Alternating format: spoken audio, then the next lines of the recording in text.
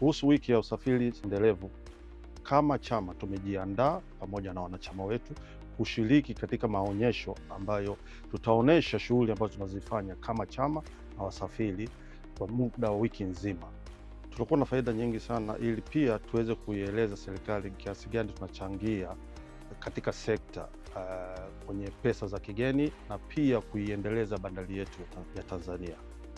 Kwa kweli kwenye serikali wametusaidia sana kukuza sekta, kwa sababu kwa muda wa miaka miwili sekta imekuwa sana kwenye upande wa mizigo.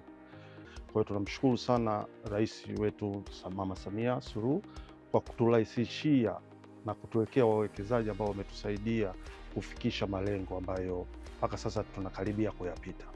Hali ya zamani ilikuwa ni mbaya sana, kwa sababu hata kutoka Dar es Salaam kwa mfano kwenda Rwanda ilikuwa natumia siku 7 siku 8. Kwa sasa hivi ni siku 3 tumeshafika Boni. Hali imekuwa nzuri, huwezi kufananisha na miaka 10 au 15 au miaka 7 hata iliyopita.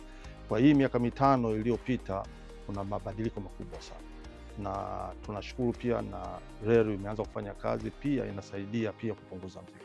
Kama chama tutajaribu kuwahimiza wanachama waje kwa wingi kuja kusherehekea siku hii, kwa sababu ni siku yetu sisi kama wasafirishaji, na pia itasaidia pia kujua pia maendeleo yaliyotokea, yaliyopatikana, na pia mipango ambayo itakuwepo baadaye.